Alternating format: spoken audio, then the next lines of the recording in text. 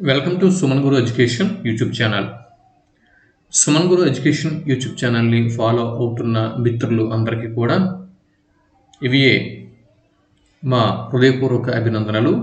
ఈ వీడియో మీద క్లిక్ చేసిన వారికి స్పెషల్గా మా థ్యాంక్స్ తెలుపుకుంటున్నాం.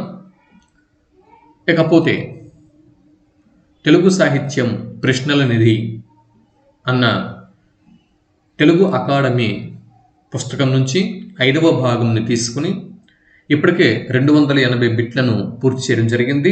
ఈ బిట్స్ ఇంతకు ముందు ప్రీవియస్ వీడియోస్ మిస్ అయిన వాళ్ళు ఈ వీడియో కింద డిస్క్రిప్షన్లో లింక్ ప్రొవైడ్ చేశాను, ప్లేలిస్ట్ లింక్ ప్రొవైడ్ చేశాను. దాన్ని క్లిక్ చేసి ప్రీవియస్ వీడియోస్ అన్నీ కూడా పొందండి. ఇకపోతే 281వ బిట్ నుంచి ఇప్పుడు మనం ప్రారంభిద్దాం. ఈ వీడియో 281వ బిట్ నుంచి ప్రారంభమవుతుంది. మీరు చూస్తున్నారు సుమన్ గురు ఎడ్యుకేషన్ యూట్యూబ్ ఛానల్. 281వ బిట్టు విమర్శలో అత్యంత ప్రధానమైనవిగా భావింపబడే త్రివిధ ఐక్యతలను ప్రతిపాదించిన విమర్శకుడు ఎవరు? 281వ బిట్టు విమర్శలో అత్యంత ప్రధానమైనవిగా భావింపబడే త్రివిధ ఐక్యతలను ప్రతిపాదించిన విమర్శకుడు క్రింది వారిలో ఎవరు? గుర్తించండి. జవాబు ఆప్షన్ 3 అరిస్టాటిల్ సరైనటువంటి జవాబు. 282వ బిట్టు విషాదాంత నాటక ప్రయోజనంలో అరిస్టాటిల్ ప్రతిపాదించిన ముఖ్య సిద్ధాంతం ఏది? 282వ బిట్టు విషాదాంత నాటక ప్రయోజనంలో అరిస్టాటిల్ ప్రతిపాదించిన ముఖ్య సిద్ధాంతం క్రింది వాటిలో ఏది? గుర్తించండి. జవాబు క్షాళన సిద్ధాంతం. రేపు ఏదైనా ఒక ఎగ్జామ్లో అది అసిస్టెంట్ ప్రొఫెసర్స్ అవ్వచ్చు, లేకపోతే ఏకలవ్య పీజీటీ పోస్టులు అవ్వచ్చు, లేకపోతే డిఎల్స్ అవ్వచ్చు, జేఎల్స్ అవ్వచ్చు, ఎగ్జామ్ ఏదైనా అవ్వచ్చు, నెట్ అవ్వచ్చు, సెట్ అవ్వచ్చు. ఇలా విషాదాంత నాటక ప్రయోజనంలో అరిస్టాటిల్ ప్రతిపాదించిన ముఖ్య సిద్ధాంతం ఏది? గుర్తించండి క్రింది వాటిలో అనే బిట్టు వస్తే క్షాళన సిద్ధాంతం అని మన జవాబు గుర్తించాల్సి ఉంటుంది. క్షాళన సిద్ధాంతం ఇది విషాదాంతక నాటక ప్రయోజనంలో అరిస్టాటిల్ ప్రతిపాదించాడు అన్న విషయం మనకి గుర్తుండాలి. 283వ బిట్టు చారిత్రక విమర్శకు బాగా గుర్తింపు తెచ్చిన ఫ్రెంచ్ విమర్శకుడు ఎవరు? బిట్టు మరోసారి. చారిత్రక విమర్శకు బాగా గుర్తింపు తెచ్చిన ఫ్రెంచ్ విమర్శకుడు ఎవరు?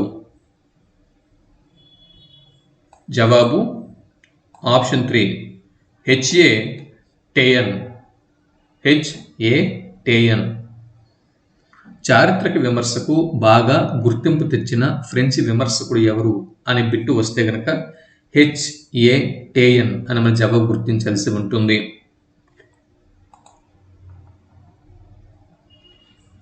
284వ బిట్టు ఒక రచయిత మీద సరిగ్గా తీర్పు చెప్పదలుచుకున్న విమర్శకుడు. ఒక రచయిత మీద సరిగ్గా తీర్పు చెప్పదలుచుకున్న విమర్శకుడు ఆ రచయిత కాలంలోకి ప్రయాణించాలి అన్నది ఎవరు? 284వ బిట్టు ఒక రచయిత మీద సరిగ్గా తీర్పు చెప్పదలుచుకున్న విమర్శకుడు ఆ రచయిత కాలంలోకి ప్రయాణించాలి అని అన్నది ఎవరు? జవాబు ఆప్షన్ 1 జాన్సన్ అని మన జవాబు గుర్తించాల్సి ఉంటుంది.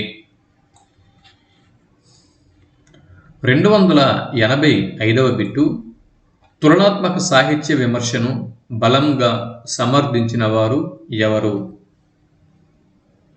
285వ బిట్టు తులనాత్మక సాహిత్య విమర్శను బలంగా సమర్థించిన వారు క్రింది వారిలో ఎవరు గుర్తించండి. జవాబు రవీంద్రనాథ్ ఠాగూర్.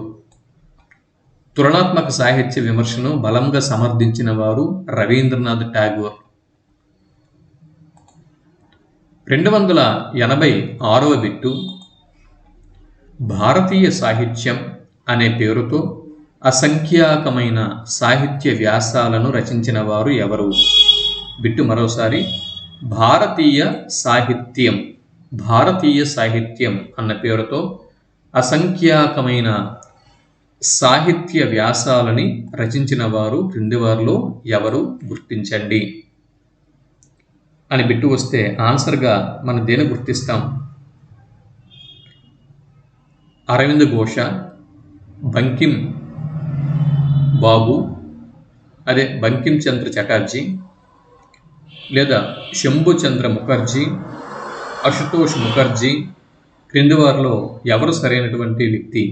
భారతీయ సాహిత్యం అనే పేరుతో అసంఖ్యాకమైన సాహిత్య వ్యాసాలు రచించిన వారు ఎవరు? జవాబు ఆప్షన్ 1 అరవింద్ ఘోష్. అరవింద్ ఘోష్ భారతీయ సాహిత్యం అన్న పేరుతో అసంఖ్యాకమైన సాహిత్య వ్యాసాలను రచించారు. 287వ బిట్టు. ఆంగ్ల తెలుగు సాహిత్యాలను క్షుణ్ణంగా అధ్యయనం చేసిన మహనీయుడు ఎవరు?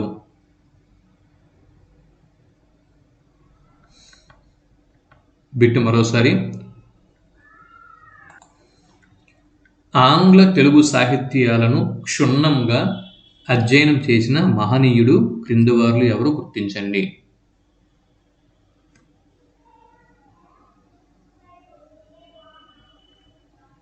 జవాబు సిపి బ్రౌన్. ఆంగ్ల తెలుగు సాహిత్యాలను క్షుణ్ణంగా అధ్యయనం చేసిన మహనీయుడు సిపి బ్రౌన్.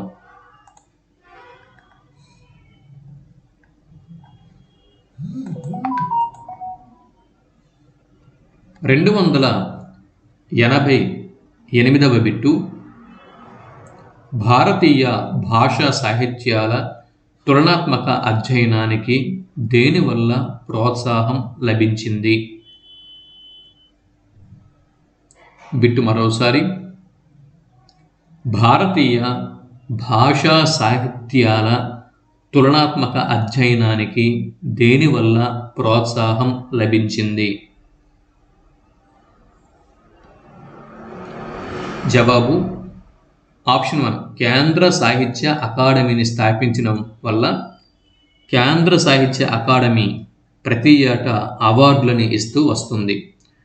కేంద్ర సాహిత్య అకాడమీ స్థాపన తర్వాత భారతీయ భాషా సాహిత్యాల తులనాత్మక అధ్యయనానికి ప్రోత్సాహం లభించింది.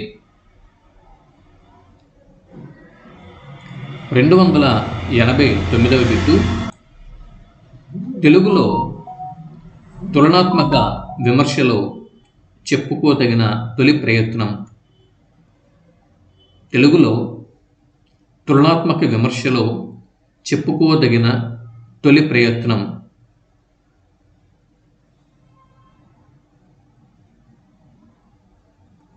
జవాబు ఆప్షన్ 3 వివేక చంద్రిక విమర్శనము.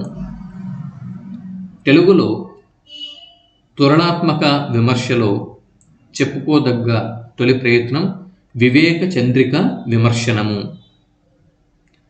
వివేక చంద్రిక విమర్శనం ఏదైతే ఉందో ఇది తెలుగులో తొలి తులనాత్మక విమర్శ అని మనం చెప్పవచ్చు. తెలుగులో తొలి తులనాత్మక విమర్శ గ్రంథం వివేక చంద్రిక విమర్శనము. 290వ బిట్టు.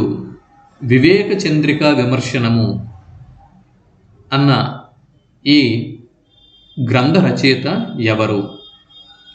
దువ్వూరి రామిరెడ్డి, కట్టమంచి రామలింగారెడ్డి, కాశీభట్ట బ్రహ్మయ్య శాస్త్రి, రాళ్లపల్లి. సరైన సమాధానాన్ని గుర్తించండి.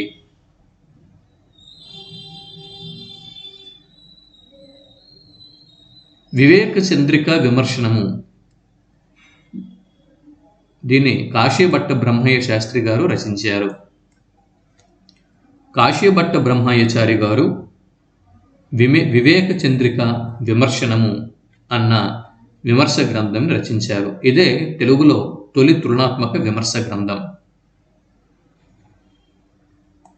291వ బిట్టు తెలుగు సాహిత్యంపై ఇంగ్లీషు ప్రభావము. తెలుగు సాహిత్యంపై ఇంగ్లీషు ప్రభావము రచయిత ఎవరు? తెలుగు సాహిత్యంపై ఇంగ్లీషు ప్రభావము రచయిత ఎవరు? జీవి సుబ్రహ్మణ్యం గారు, కొత్తపల్లి వీరభద్రరావు గారు, కట్టమంచి రామలింగారెడ్డి గారు, నేలటూరి వెంకట రమణయ్య గారు. సరైన సమాధానాన్ని గుర్తించండి. జవాబు ఆప్షన్ 3 కట్టమంచి రామలింగారెడ్డి గారు. తెలుగు సాహిత్యంపై ఇంగ్లీషు ప్రభావము గ్రంథ రచయిత కట్టమంచి రామలింగారెడ్డి గారు.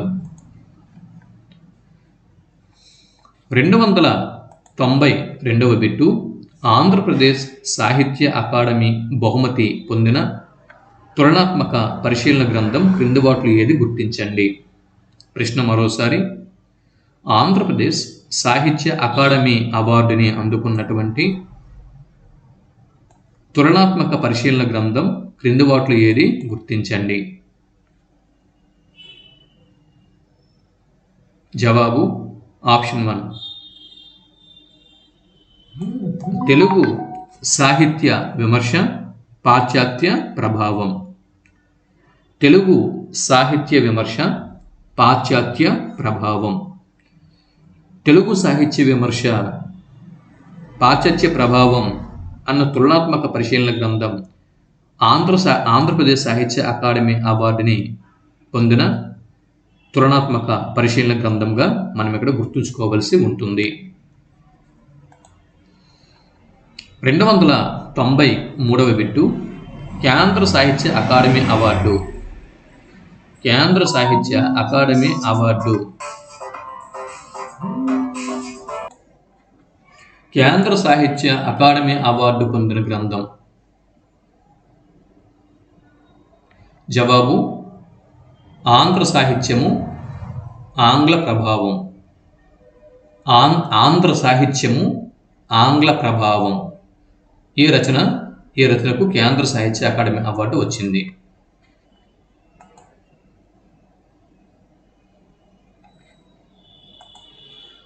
294వ బిట్టు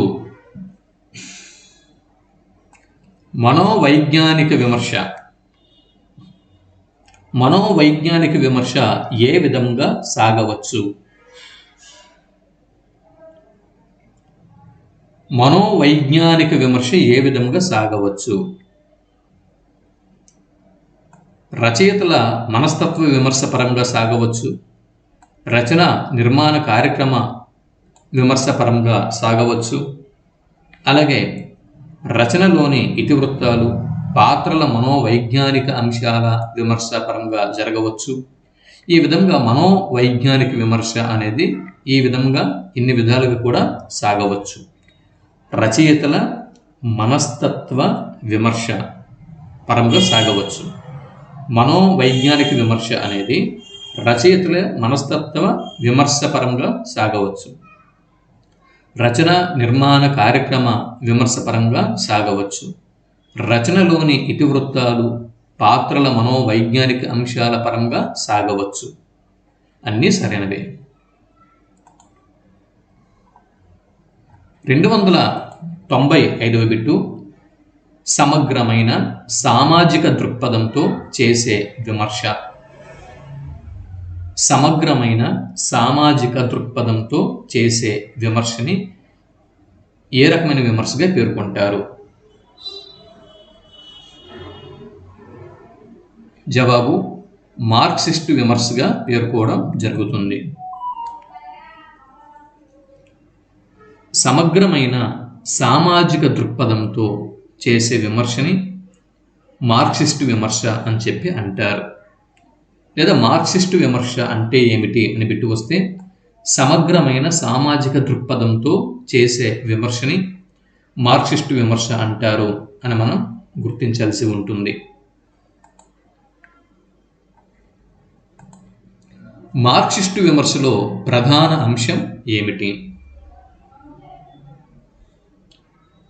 మార్క్సిస్టు విమర్శలో ప్రధాన అంశం వస్తువు, రచయిత ఉద్దేశము, రచన సామాజిక చైతన్యానికి దోహదం చెయ్యాలి, పైవన్నీ.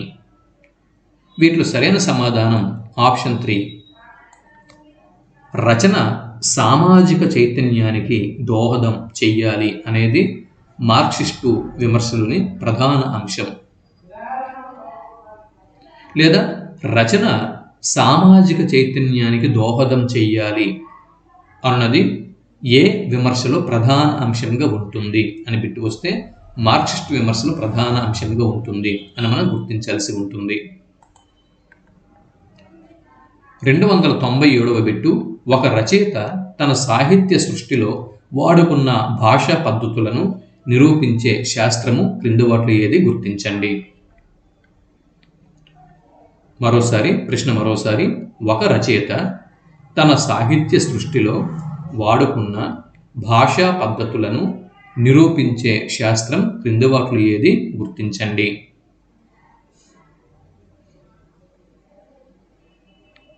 జవాబు ఆప్షన్ 3, శైలి శాస్త్రం.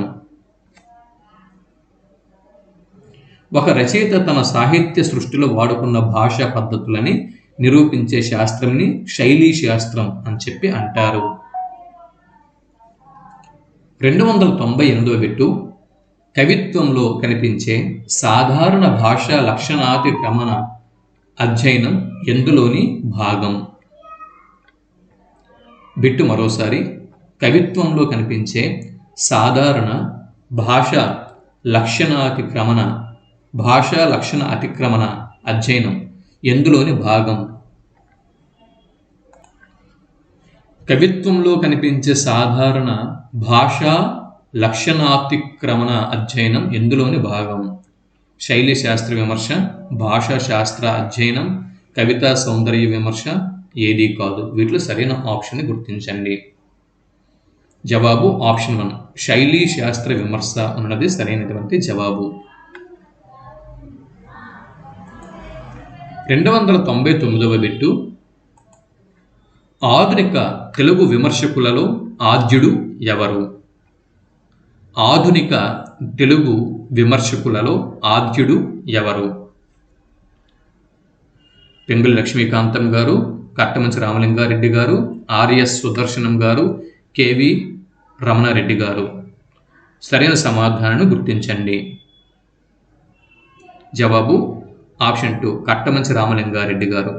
కట్టమంచి రామలింగారెడ్డి గారు ఈయన్ని ఆధునిక తెలుగు విమర్శకులకు ఆద్యుడు అని పేర్కొంటారు. ఆధునిక తెలుగు విమర్శకులలో ఆద్యుడు కట్టమంచి రామలింగారెడ్డి గారు కాగా, ఆధునిక విమర్శకు సౌందర్య దృష్టిని ప్రతిష్ఠించిన వారు ఎవరు? ఆధునిక విమర్శకి సౌందర్య దృష్టిని ప్రతిష్ఠించిన వారు క్రింది వారిలో ఎవరు? కట్టమంచి రామలింగారెడ్డి గారా, రాళ్లపల్లి అనంతకృష్ణ శర్మ గారు, పెంగళి లక్ష్మీకాంతం గారు, శ్రీశ్రీ గారు. సరైన సమాధానాన్ని గుర్తించండి. జవాబు ఆప్షన్ 2, రాళ్లపల్లి అనంతకృష్ణ శర్మ అని మన జవాబు గుర్తించాల్సి ఉంటుంది. 301వ బిట్టు, ప్రాచీన ఆధునిక దృష్టితో విమర్శా రంగాన్ని విశాలం చేసిన వారు ఎవరు? ప్రాచీన ఆధునిక దృష్టితో విమర్శా రంగంని విశాలం చేసిన వారు ఎవరు? పెంగళి లక్ష్మీకాంతం గారు, కట్టమంచి రామలింగారెడ్డి గారు, ఆర్ఎస్ సుదర్శనం గారు, కె విశ్వనాథ్ గారు. సరైన సమాధానాన్ని గుర్తించండి. జవాబు ఆప్షన్ 3, ఆర్ఎస్ సుదర్శనం గారు. ప్రాచీన ఆధునిక దృష్టితో విమర్శా రంగంని విశాలం చేసినటువంటి ఘనత ఆర్ఎస్ సుదర్శనం గారికి దక్కుతుంది. 302వ బిట్టు, మార్క్సిస్టు దృక్పథంతో విమర్శలు చేసిన వారు ఎవరు క్రింది వారిలో గుర్తించండి.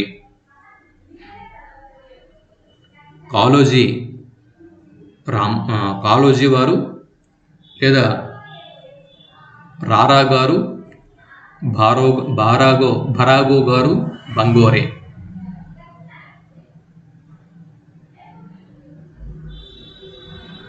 జవాబు ఆప్షన్ 2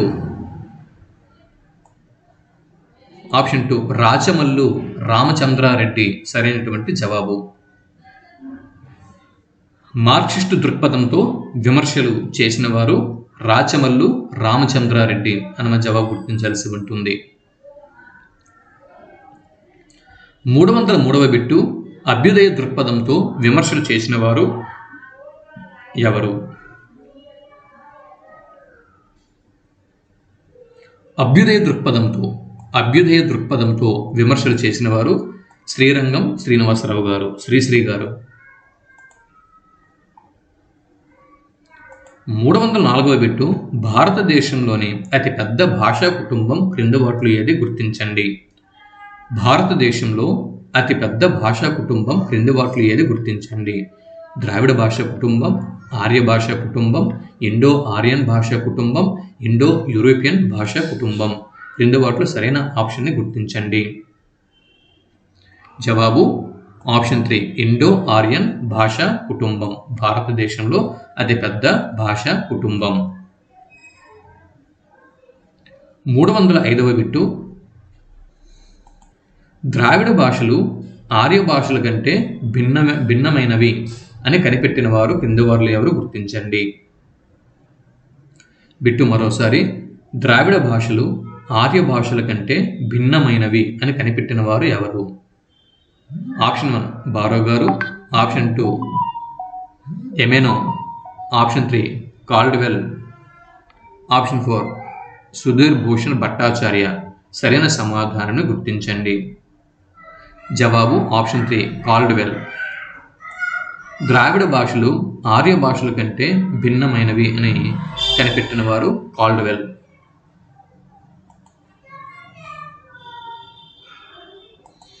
306వ బిట్టు అధిక సంఖ్యాక శాస్త్రజ్ఞుల ప్రకారం ద్రావిడ భాషలు ఎన్ని? అధిక సంఖ్యాక శాస్త్రజ్ఞుల ప్రకారం ద్రావిడ భాషలు ఎన్ని?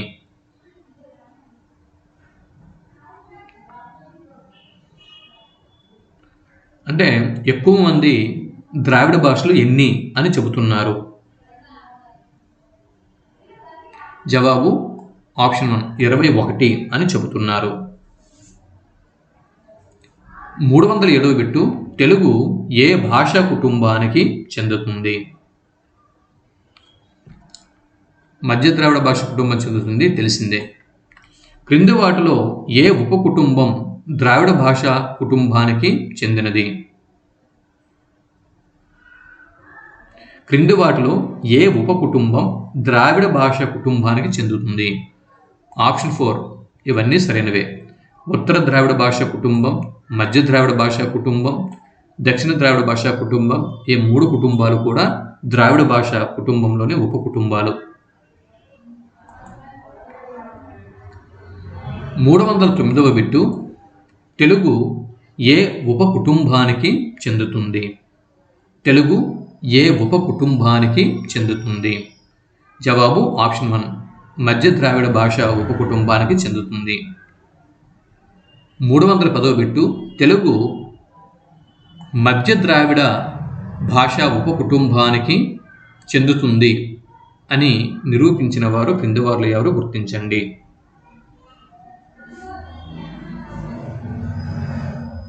తెలుగు మధ్య ద్రావిడ ఉపకుటుంబానికి చెందినది అని నిరూపించిన వారు ఆప్షన్ 3 భద్రరాజు కృష్ణమూర్తి గారు. 311వ బిట్టు భారతదేశంలోని ద్రావిడ భాషలకు మూలమైన భాష క్రింది వాటిలో ఏది గుర్తించండి.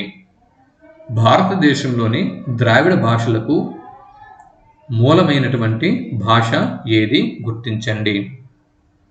జవాబు మూల ద్రావిడ భాష ఆప్షన్ 4 సరైనది. 312వ బిట్టు ఆంధ్ర శబ్దం మొట్టమొదట కనబడిన గ్రంథం ఏది? ఆంధ్ర శబ్దం మొట్టమొదట కనబడిన గ్రంథం క్రింది వాటిలో ఏది గుర్తించండి. జవాబు ఆప్షన్ 4 ఐతరేయ బ్రాహ్మణం. 313వ బిట్టు మొదటిసారిగా ఆంధ్ర శబ్దం ఏ వాచకంగా ప్రయోగించడం జరిగింది? మొదటిసారిగా ఆంధ్ర శబ్దం ఏ వాచకంగా ప్రయోగించడం జరిగింది?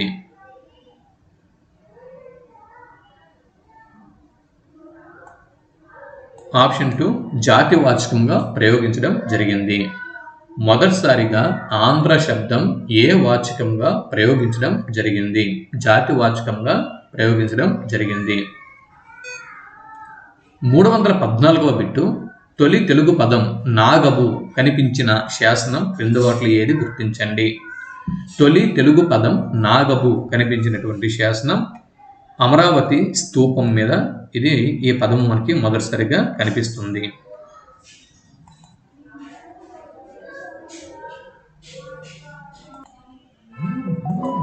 అలాగే 315వ బిట్టు అత్త పొట్ట మొదలైన తెలుగు పదాలు కనిపిస్తున్న అత్యంత ప్రాచీన గ్రంథం క్రింది వాటిలో ఏది గుర్తించండి?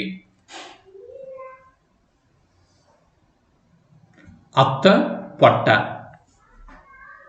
ఇటువంటి తెలుగు పదాలు కనిపిస్తున్న అత్యంత ప్రాచీన గ్రంథం ఆప్షన్ 1 గాథా సప్తశతి, ఆప్షన్ 2 ఐతరేయ బ్రాహ్మణం, ఆప్షన్ 3 ఋగ్వేదం, ఆప్షన్ 4 ఋగ్వేద ఆర్యులు. జవాబు ఆప్షన్ 4 ఆప్షన్ 1 గాథా సప్తశతి. గాథా సప్తశతి అన్నటువంటి ఈ ప్రాచీన గ్రంథంలో అత్త పొట్ట మొదలైన తెలుగు పదాలు కనిపిస్తున్నాయి. దీని రచయిత శాతవాహన చక్రవర్తి హాలుడు. హల చక్రవర్తి రాసిన గాథా సప్తశతి ఇది ప్రాకృత భాషలో ఉంటుంది. ఈ ప్రాకృత భాషలో రచించినటువంటి ఈ గ్రంథంలో ఈ తెలుగు పదాలని మనకు కనిపిస్తూ ఉంటాయి. ఇకపోతే ఐతరేయ బ్రాహ్మణం ప్రకారం ఆంధ్రులు, ఐతరేయ బ్రాహ్మణం ప్రకారము ఆంధ్రులు మ్లేచ్చులు అంటే ఐతరేయ బ్రాహ్మణం ఆంధ్రుల్ని ఏమని పేర్కొంది? మ్లేచ్చులు అని పేర్కొంది, ఆర్యులు లేదా అనార్యులు ఏమని పేర్కొంది? జవాబు ఆప్షన్ 1 మ్లేచ్చులు. ఐతరేయ బ్రాహ్మణం ఆంధ్రులను మ్లేచ్చులు అని పేర్కొంది. థామస్ బరో ప్రకారం, థామస్ బరో అన్న శాస్త్రవేత్త ప్రకారం అంధ శబ్దం యొక్క సంస్కృత రూపము క్రింది వాటిలో ఏది? అందక, ఆంధ్రక, ఆంధ్ర, అనాంధ్ర. సరైన సమాధానాన్ని గుర్తించండి. జవాబు ఆప్షన్ 3 ఆంధ్ర. అంధ శబ్దం యొక్క సంస్కృత రూపం ఆంధ్ర. థామస్ బరో ప్రకారము అంధ శబ్దం యొక్క సంస్కృత రూపం ఆంధ్ర. 318వ బిట్టు ఆంధ్రులు సంకర జాతికి చెందినవారు అని చెప్పడానికి ఆధారమైన గ్రంథం క్రింది వాటిలో ఏది? అంటే ఆంధ్రులు సంకర జాతికి చెందినవారు అని చెబుతున్న గ్రంథం క్రింది వాటిలో ఏది? జవాబు ఆప్షన్ 2 మనుస్మృతి. మనుస్మృతి. 319 ఆంధ్ర శబ్దానికి సంస్కృతంలో ఉన్న అర్థం ఏమిటి? ఆంధ్ర శబ్దానికి, ఆంధ్ర అన్న శబ్దానికి సంస్కృతంలో అర్థం ఏమిటి? సంస్కృత అర్థం ఏమిటి?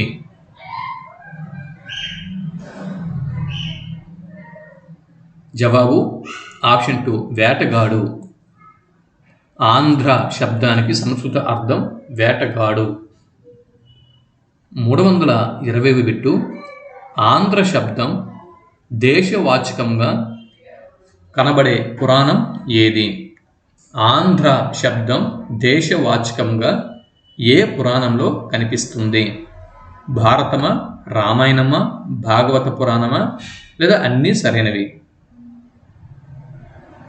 జవాబు ఆప్షన్ 3 భాగవతం. ఇక్కడ ఈజీగా మనం గుర్తుపెట్టవచ్చు. అంటే వివిధ పురాణాలు ఇస్తే అది వేరే విషయం, కానీ భారతం ఇతిహాసము, రామాయణం కూడా ఇతిహాస గ్రంథము. ఇక ఇక్కడ ఉన్నది ఒకే ఒకటి పురాణ గ్రంథం భాగవతం.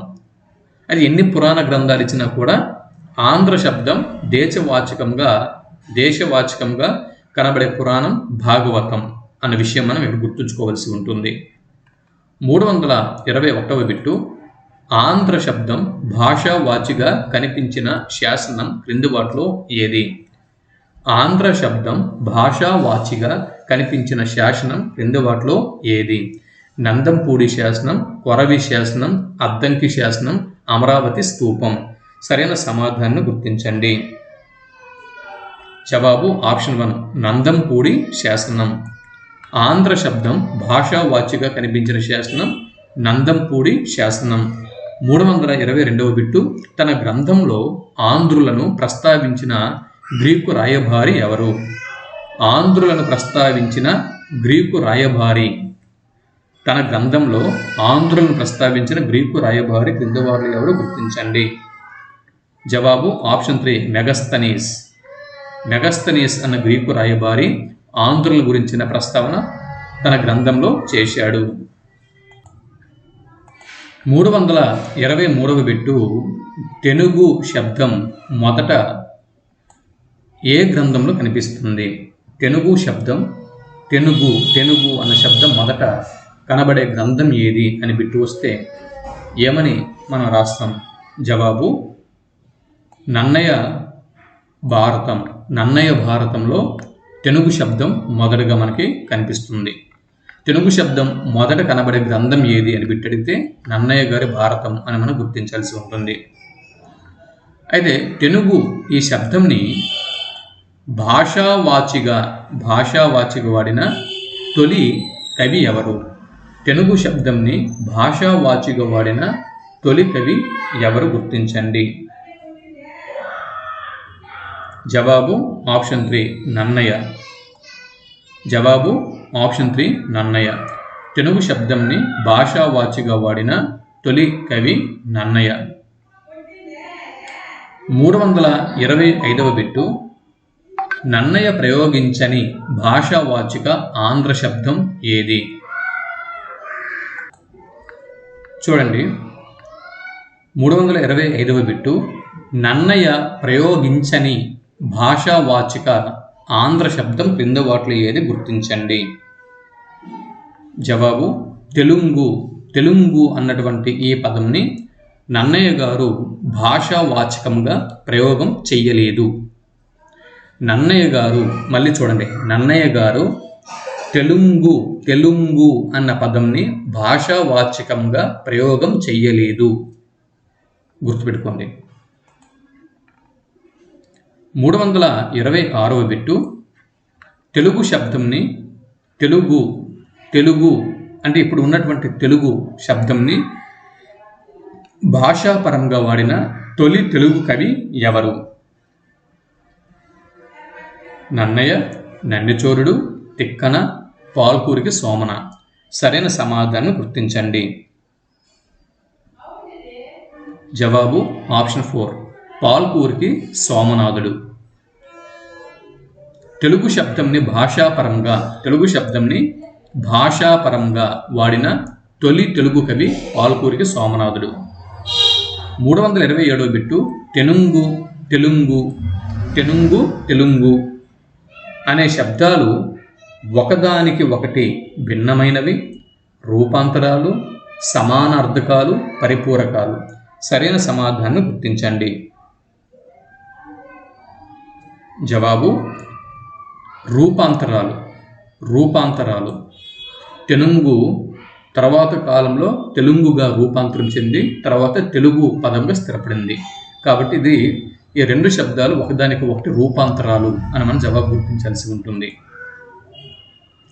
ఇకపోతే 328వ బిట్టు, తెలుగు శబ్దానికి మూలమైన రూపం ఏది? తెలుగు శబ్దానికి మూలమైన రూపం ఏది?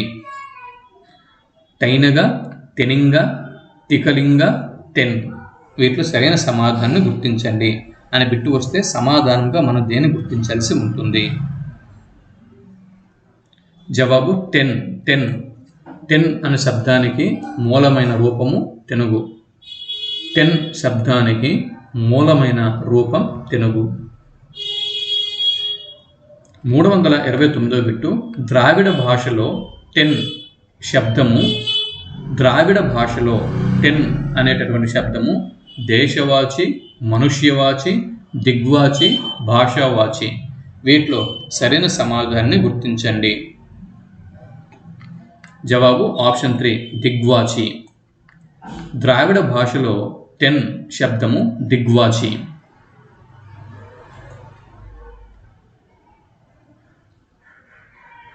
330వ బిట్టు తెలుగు శబ్దం త్రిలింగ శబ్దభవము అని సూచించిన వ్యాకరణవేత్త క్రింది వారిలో ఎవరు? గుర్తించండి.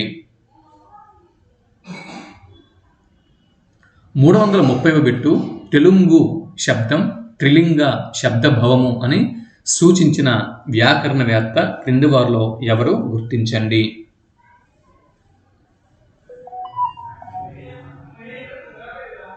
జవాబు వెన్నకోట పెద్దన. వెన్నకోట పెద్దన. తెలుగు శబ్దం త్రిలింగ శబ్దభవము అని వెన్నకోట పెద్దన అన్న వ్యాకరణవేత్త సూచించడం జరిగింది. 331వ బిట్టు తెలుగు త్రిలింగ శబ్దభవము కాదు అని నిరూపించిన వారు క్రింద వారిలో ఎవరు? గుర్తించండి. తెలుగు అన్న పదము త్రిలింగ శబ్దభవము కాదు అని నిరూపించిన వారు క్రింద వారిలో ఎవరు? గుర్తించండి. G N Reddy, Komarraju Lakshmanarao, B H Krishnamurthy, P S Subrahmanyam. వీటిలో సరైన సమాధానం ఆప్షన్ 1 జిఎన్ రెడ్డి.